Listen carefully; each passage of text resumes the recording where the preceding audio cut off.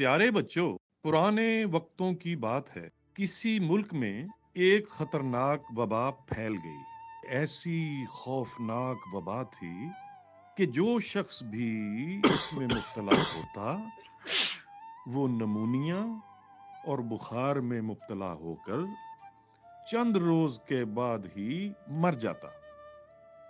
सच तो ये है कि ये एक ऐसी जानलेवा वबा थी कि जो शख्स भी इसका शिकार होता, उसके करीब जाने वाले इंसान, हत्ता के जानवर भी उस वबा की लपेट में आ जाते। और वो भी कुछ रोज इस बीमारी में मुब्तला रहने के बाद मौत के मुंह में चले जाता।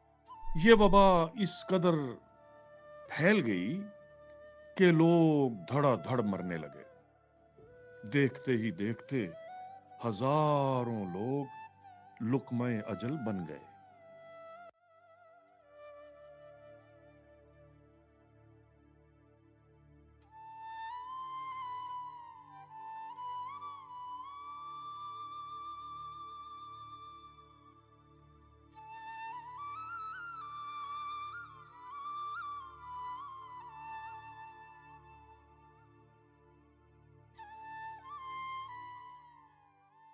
बच्चों, हालत ये हो गई कि मौत के खौफ से लोग घरों में दबक कर बैठ गए। वक्त के हाकिम ने भी लोगों को घरों से बाहर निकलने से मना कर दिया।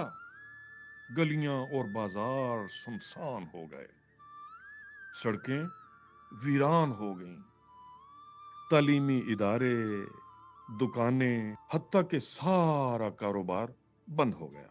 यानी जिंदगी मुकम्मल तौर पर मफलूज होकर रह गई। लोगों ने अपने घरों में खाने पीने का जो सामान जमा कर रखा था, वो भी खत्म हो गया।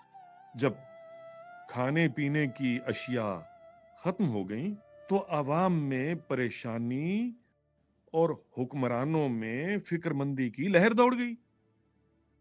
अगरचे साहिब सरवत यानी अमीर अफराद और हुक्मरानों ने घरों में महसूर लोगों तक राशन पहुंचाने की अमली कोशिशें भी की, लेकिन फिर भी अक्सर लोग राशन से महरूम रह गए।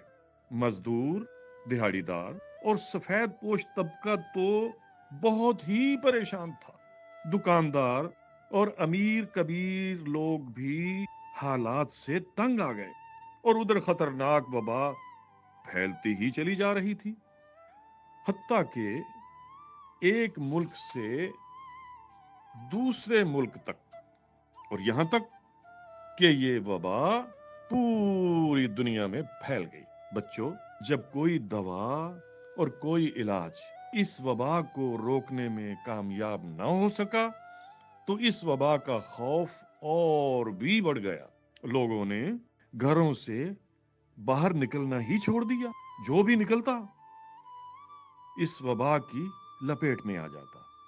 प्यारे बच्चों, जब हालात बहुत ज्यादा बिगड़ने लगे, तो बादशाह वक्त की फिक्रमंदी भी बढ़ने लगी, क्योंकि वो बादशाह रहम दिल होने के साथ साथ रियाया परवर भी था। उसने इस वबा से निमटने के लिए, लोगों की सहूलत के लिए जहां बहुत से इकदामात किए, वहां ये मेहरबानी भी की कि सरकारी गोदामों का मुंह जो है वो लोगों के लिए खोल दिया जाए। सरकारी लंगर खाने आम कर दिए गए, जरूरी और गैर जरूरी टैक्स मुआफ कर दिए गए।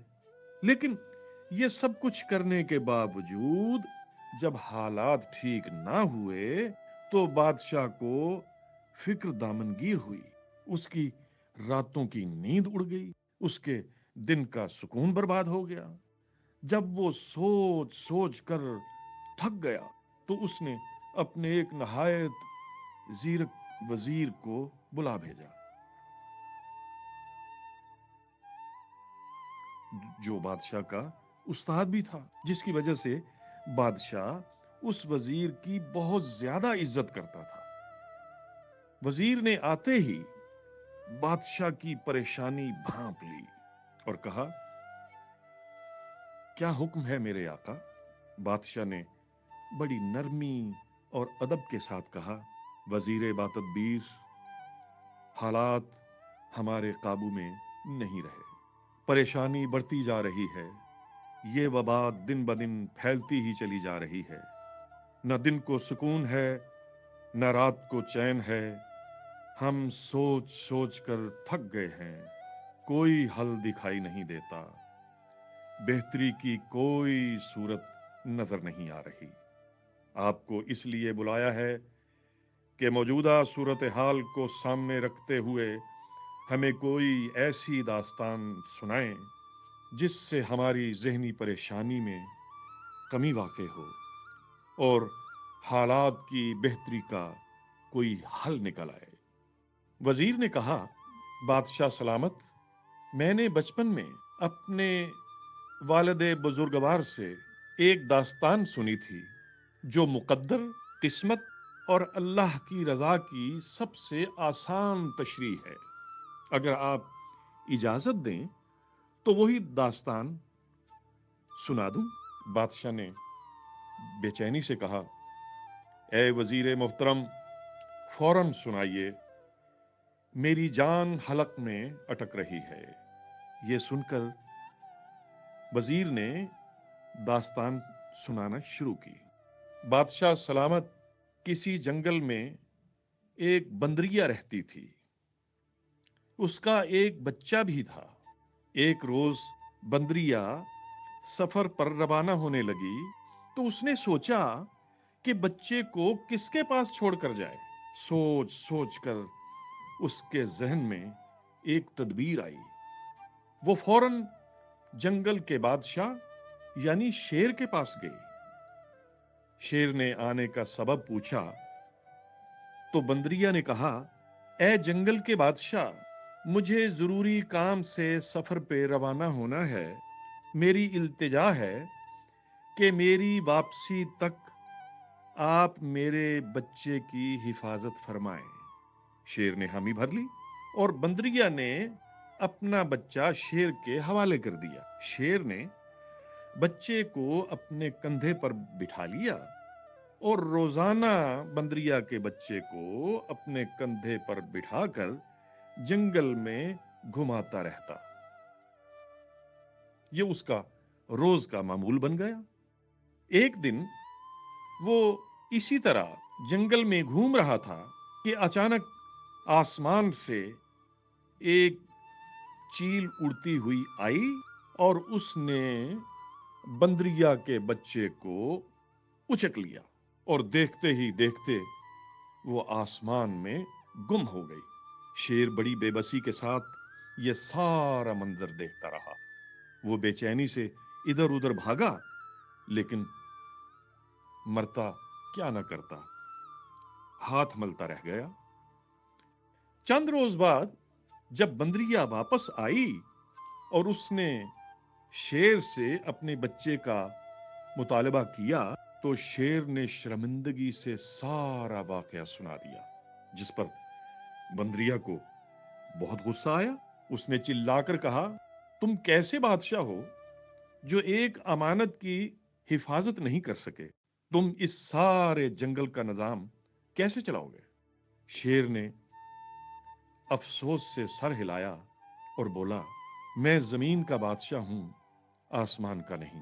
اگر زمین سے کوئی آفت تمہارے بچے کی طرف بڑھتی تو میں اسے روک لیتا، لیکن یہ آفت آسمان سے اتری تھی اور آسمان کی آفتیں اور مصیبتیں صرف اور صرف آسمان والا ہی روک سکتا ہے۔ بچوں، یہ کہانی سن کر بادشاہ اور بھی پریشان ہو گیا اور سوالیہ نظروں سے وزیر کی طرف دیکھنے لگا۔ وزیر نے کہا، بادشاہ سلامت، یہ وبا بھی آسمانی مصیبت ہے جو اس وقت ہمارے ملک میں آئی ہوئی ہے، اسے صرف اللہ تعالیٰ ہی روک سکتا ہے۔ اس لیے اس وبا کو روکنے اور اس سے بچنے کے لیے آپ بادشاہ نہیں، فقیر بنے، یہ وبا خود بخود رک جائے گی۔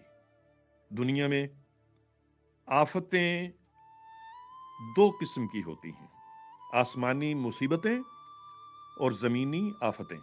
آسمانی مصیبت اور آفت سے بچنے کے لیے اللہ کا راضی ہونا ضروری ہوتا ہے، جبکہ زمینی آفت سے بچاؤ کے لیے انسانوں کا متحد ہونا بہت ضروری ہے۔ ایسے نازک اور مشکل وقت میں وسائل کا بھرپور اور صحیح استعمال اور حکمرانوں کا اخلاص درکار ہوتا ہے۔ یہ وبا چونکہ آسمانی مصیبت ہے، لہذا اللہ تعالی کے حضور جھک جائیے، توبہ کیجیے اور اللہ سے مدد مانگیے۔ دنیا کے تمام مسائل اور ان کے حل کے درمیان صرف اتنا فاصلہ ہوتا ہے جتنا پیشانی اور جائے نماز کے درمیان۔ جب بادشاہ نے وزیر کی یہ باتیں سنی تو فوراً ہی اللہ کی بارگاہ میں جھک گیا، گڑ گڑانے لگا، اتنا رویا کہ اس کی داڑھی آنسوؤں سے تر ہو گئی۔ لوگوں کو جب بادشاہ کے اس نیک عمل کا پتہ چلا تو وہ بھی بارگاہ الہی میں سر بسجود ہو گئے، اور یوں یہ وبا آہستہ آہستہ ختم ہونے لگی۔ لوگ نئے سرے سے کاروبار زندگی میں مصروف ہو گئے۔